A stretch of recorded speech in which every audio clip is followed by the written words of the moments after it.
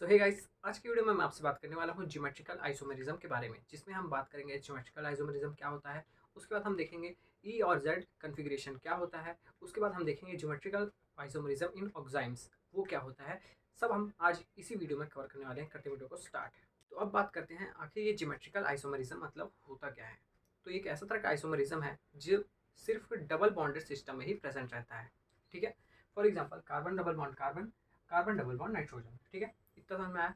और इस double bonded system में दो अलग तरह के ग्रुप या फिर एटम प्रेजेंट रहते हैं।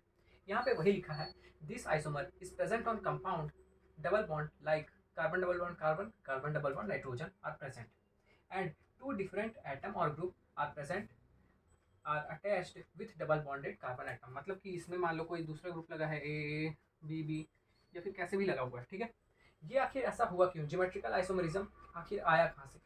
It is due to restricted free rotation in double bonded molecules. For example, ये मैं मान लो मेरा एक बॉन्ड है, यहाँ पे सी है, यहाँ पे कार्बन है, यहाँ पे भी कार्बन है। ठीक है, अभी इसको घुमा सकता हूँ तो आराम से रोटेट होगा। ठीक है, तो ये हो जाता है हमारा दूसरा आइसोमर। पर हमारा ये ज्योमेट्रिकल आइसोमरिज्म आया क्यों, क्योंकि देखो डबल बॉन्डेड है, मतलब दो उंगली है। अब मैं अगर रोटेट करूंगा तो अच्छे से रोटेट नहीं हो पाएगा। ठीक है, ये देखो ये ऐसे फंस जा रहा है, तो इसीलिए ये अलग तरह का हमारा आइसोमर आया जो कि सिर्फ प्रेजेंट रहता है डबल बॉन्ड में। ठीक है, तो डबल बॉन्ड के लिए ही आया हमारा ज्योमेट्रिकल आइसोमर। अब इसमें आप देख सकते हो, अगर सेम ग्रुप सेम साइड में प्रेजेंट है तो उसको हम बोलेंगे सिस फॉर्म, और अगर same group opposite side present है, ठीक है, तो उसको हम बोलेंगे ट्रांसफॉर्म। इतना आपको समझना है। बात करते हैं कि आखिर एग्जाम में पूछता क्या है। तो एग्जाम में आपसे ज्योमेट्रिकल आइसोमर क्या होता है और कैसे होता है वो नहीं पूछेगा, आपसे पूछेगा कि इसका एग्जाम्पल बताओ। ठीक है, तो आप इसका एग्जाम्पल में लिख सकते हो मैलिक एसिड और फ्यूमेरिक एसिड, जिसमें से आप देख सकते हो कि अगर सेम ग्रुप सेम साइड में लगा है तो वो हो गया हमारा सिस फॉर्म। सिस वाले फॉर्म को बोलते हैं मैलिक एसिड, और अगर सेम ग्रुप अपोजिट साइड में लगा है तो वो हो गया हमारा ट्रांसफॉर्म। ठीक है, और ट्रांसफॉर्म को हम बोलते हैं यहाँ पे फ्यूमेरिक एसिड। ठीक है, अब बात करते हैं ई जेड कन्फिग्रेशन की। तो ये ई जेड कन्फिग्रेशन आखिर आया क्यों आया। ठीक है, तो अभी तक हमने ये पढ़ा कि हमारे पास कार्बन डबल बॉन्ड सिस्टम है, जिसमें से एक साइड अगर मान लो ये अपोजिट साइड लगा है तो ये हो गया ट्रांसफॉर्म और दूसरा वाला हो गया सिस फॉर्म। ठीक है, तो यहाँ पे ही हमें सिर्फ दो अलग अलग ग्रुप दिख रहे थे, तो हमारे लिए आसान था सिस और ट्रांस बताना। पर अगर हमारे पास केस ऐसा आ जाए कि हमारे चारों जो ग्रुप हैं वो डिफरेंट हो, तब हम कैसे बता पाएंगे कि कौन सा सिस है और कौन सा ट्रांस है। इसीलिए सिस और ट्रांस यहाँ पे ज़्यादा नहीं चल पाया। तो इसको बताने के लिए हमारा एक नया कॉन्सेप्ट आया या फिर नया एक मेथड आया जो होता है ई और जेड मेथड। ठीक है, तो इसमें हम बता सकते हैं कि डबल बॉन्डेड सिस्टम में कौन सा मॉलिक्यूल ई कन्फिग्रेशन शो कर रहा है और कौन सा मॉलिक्यूल जेड कन्फिग्रेशन शो कर रहा है। ठीक है, अब यहाँ पे बात आती है ई और जेड की, ना कि सिस और ट्रांस की। देखेंगे कि आखिर ई और जेड मेथड है क्या। तो इसके बेसिकली दो छोटे छोटे रूल हैं।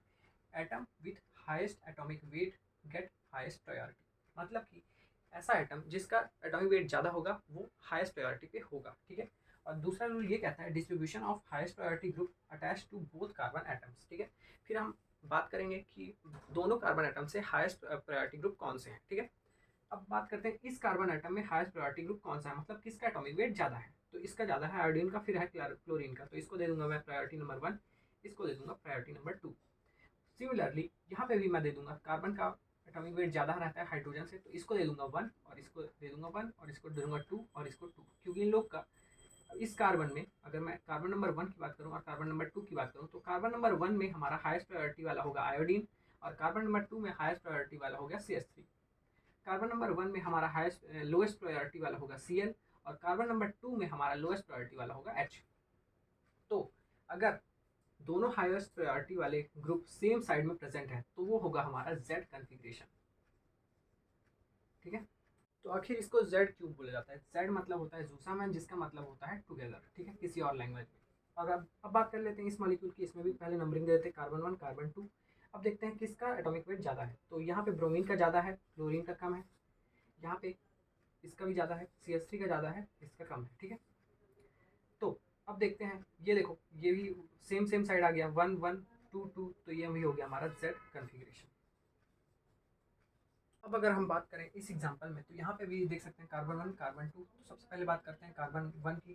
तो यहाँ पे 1 में होगा ये फर्स्ट प्रायोरिटी, क्योंकि क्लोरीन एटम का ज़्यादा रहता है एटॉमिक नंबर कार्बन एटम से। ठीक है, तो ये हो गया सेकंड प्रायोरिटी। आयोडीन का ज़्यादा रहता है ब्रोमीन से, तो ये हो गया फर्स्ट प्रायोरिटी, ये हो गया सेकंड प्रायोरिटी। तो अगर अपोजिट साइड में प्रायोरिटी वाले हैं प्रेजेंट, तो ये होगा हमारा ई कन्फिग्रेशन। इसका मतलब होता है अपोजिट। ठीक है, तो मैं आशा करता हूँ कि आपको ई और जेड का मतलब पता हो गया होगा। ठीक है, सबसे पहले आपको क्या करना है, प्रायोरिटी दे देना है। हर एक कार्बन में आपको प्रायोरिटी दे देना है 1 और 2 करके। ठीक है, फिर दूसरे कार्बन में भी प्रायोरिटी दे देना है। फिर कंपेयर करना है कि हाईएस्ट प्रायोरिटी वाला सेम ग्रुप सेम साइड लगा है।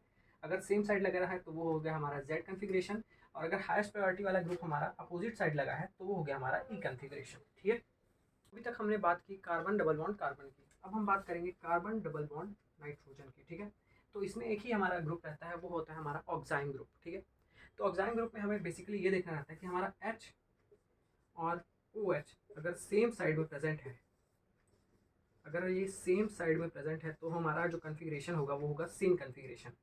और H और OH अगर अपोजिट साइड में प्रेजेंट है तो हमारा जो कन्फिग्रेशन होगा वो होगा हमारा एंटी कन्फिग्रेशन। ठीक है, तो यहाँ पे आप वही देख सकते हो कि ये OH और H सेम साइड में प्रेजेंट है। ठीक है, तो ये हो गया हमारा सिन एल्डोक्साइन। एल्डोक्साइन इस मॉलिक्यूल का नाम है, सिन कन्फिग्रेशन हो गया, आपको लिख लेना है। और अगर H और OH हमारा अपोजिट साइड में प्रेजेंट है, देख सकते हो आप अपोजिट साइड है। ठीक है, तो ये हो गया हमारा एंटी एल्डोक्साइन या फिर एंटी कन्फर्मेशन। तो guys, method of determination of geometrical isomerism एक टॉपिक है जो कि मैं नहीं पढ़ा रहा हूँ क्योंकि वो एग्जाम में आया ही नहीं है, तो उसको पढ़ के क्या फ़ायदा। ठीक है, तो अभी तक मैं आशा करता हूँ आपको ये अभी जितना मैंने कॉन्सेप्ट बताया ज्योमेट्रिकल आइसोमेरिज्म को लेके वो सब आपको क्लियर हो गए होंगे। अगर आपको ये वीडियो अच्छा लगा इसको लाइक कर दो, चैनल को सब्सक्राइब कर दो इसी तरह के यूजफुल वीडियोज़ के लिए। मिलते हैं नेक्स्ट वीडियो में, तब तक के लिए बाय बाय।